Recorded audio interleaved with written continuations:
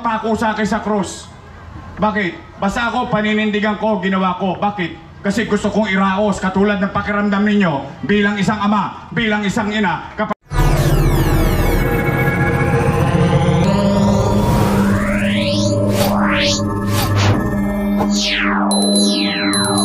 Tapos, 3 taon na akong wala, hindi pa rin bukas.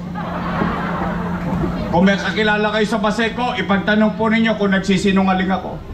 Bagong ospital ng Maynila, 10-story fully air condition, may CT scan machine, may MRI machine, pero hindi nyo pa nagamit. Hindi ko lang alam. Hindi po ako doktor, sila po ang doktora. Nay, tay, sinabi ni Apple kanina, pangarap niya magkaroon din ng air condition na public school. Ayan, Rosario Almario Elementary School, 10-story fully air-conditioned public school. Manila Science High School, Magsaysay High School, Albert Elementary School. Ayan na pera natin, Ayan na mga inutang natin. Itinuloy ko ang pangarap ko para sa inyo. Ba't sila nagre-reklamo utang dito, utang doon?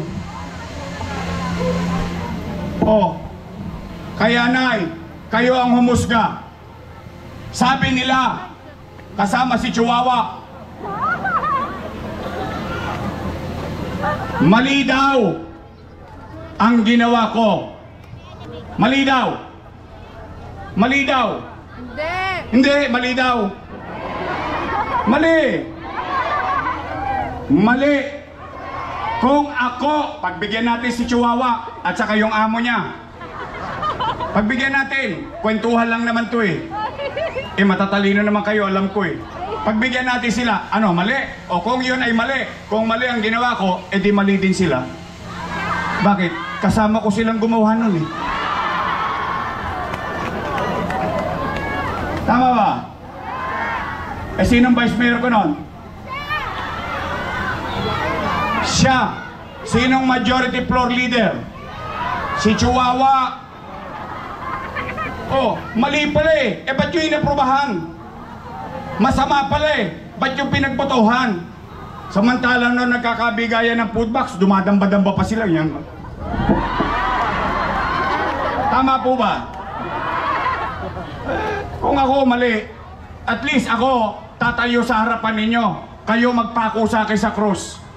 Bakit? Basta ako, paninindigan ko, ginawa ko. Bakit? Kasi gusto kong iraos, katulad ng pakiramdam ninyo, bilang isang ama, bilang isang ina, kapag nagdadaraho ang inyong mga anak, iraraos nyo, itatawid nyo, gagawa nyo ng paraan. Yan ang obligasyon ng isang mayor sa kanyang mamamayan.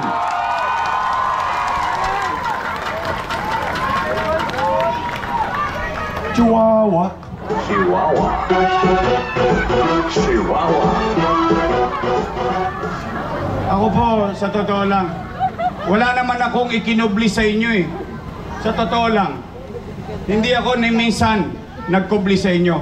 Basta isa lang ang alam ko. Isa lang alam ko. Kita nyo, nandito kayo ngayon. Nakaraos tayo. Di salamat sa Diyos.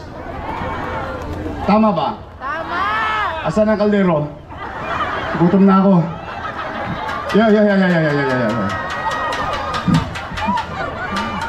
Hindi po.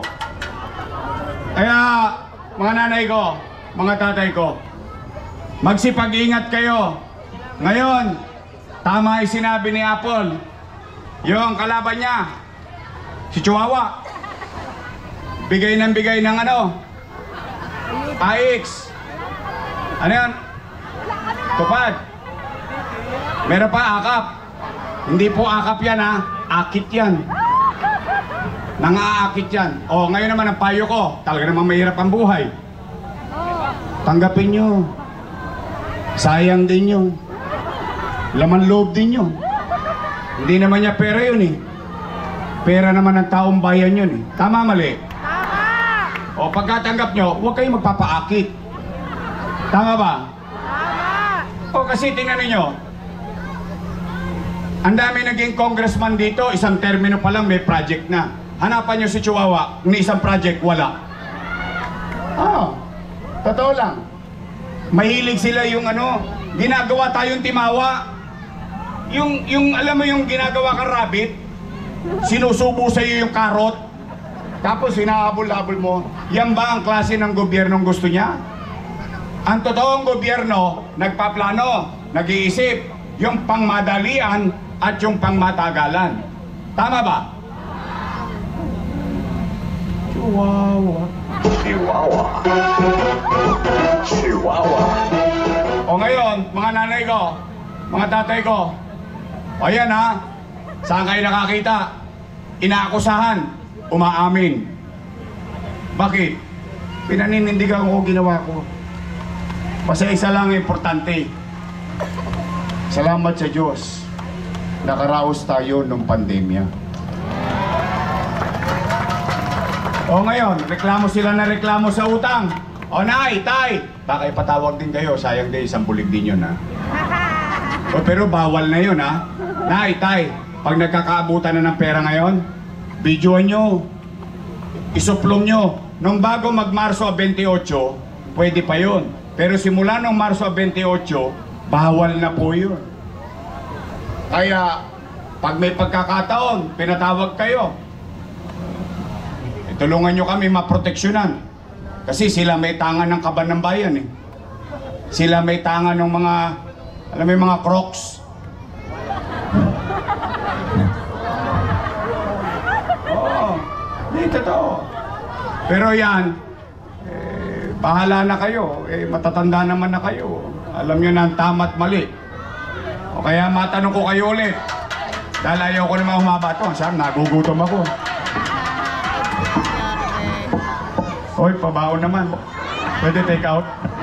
Ang sarap ng amoy eh. O, matanong ko kayo ulit. Tinanong ko kayo kanina. O ngayon, umamin ako sa ginawa ko. Gusto nyo pa ba akong bumalik? Yes! Talaga? Talaga! Promise? Promise! Sigurado kayo sa akin? Yes! Madami akong utang eh. Ha? O sige, pwede ba pakisabi nyo sa kanila pag nakita nyo? Oy, puro daw kayo utang. Utang dito, utang doon. Utang na yan. O, sabi ni Yorme, magsilayas na raw kayo dyan. Siya na lang magbabayad ng utang. Pwede? Pwede! Promise, sasabihin niya? O ngayon, tapos na ang kwento. At may kwenta. Yun yung nakaraan. Ano naman ang gagawin ko? Kung sakaling iboto ninyo akong mayor ulit. O, anong unang-una kong gagawin? Pero tatanungin ko muna kayo kung pare-pareho tayo napapansin. Kayo ang sumagot. Yung sagot ninyo, yun ang tutugunan ko. Nay! Tay! Napapansin nyo ba? Nangadugyot na naman ang Maynila ngayon? Totoo? Nararamdaman nyo? Nagkalat na naman ang basura? Parang wala na namang gobyerno sa Maynila? Una kong gagawin. May awa ang Diyos. Sa tulong ninyo, nag-mayor tayo. Lilinisin ko ulit ang lungsod ng Maynila. Pangalawa, Nay, Tay, napapansin nyo ba? Recently, lagi kayong nag-aalala pagkagabi o araw sapagkat nagbalikan na naman ang mga tulongges dito sa Maynila. Hold up dito, hold up doon. Snatching dito, snatching doon. Ang dami na naman nagtotrompeta. Ano yung trompeta? Rolling, rolling. Ganun ba raw? Ganun ba? Dami na namang adik ko. Hoy, mga adik, bago na kayo. Babalik na ako. O Nay, Tay, pangalawa kong gagawin. Ibabalik ko sa inyo yung kapanatagan ng pamumuhay sa Maynila. Ibabalik ko sa inyo na may gobyerno ulit sa umaga, sa tanghali, sa hapon, sa gabi, hanggang madaling araw, may gobyerno sa lungsod ng Maynila. Yun yung unang dalawa. Bakit? Walang tosgas yun.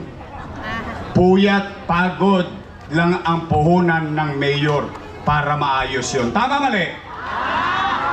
Pangatlo kong gagawin, nakita niyo yung pabahay, nakita niyo yung ospital, nakita niyo yung eskwelahan. Tutuloy ko lang yun. Naumpisahan ko na eh. Di tuloy-tuloy lang. Tama, mali? Tama! At trabaho. Bakit? Yan ang minimum basic needs. Housing, education, healthcare, jobs. Yan ang kailangan ng tao para tumaas ang antas ng pamumuhay niya.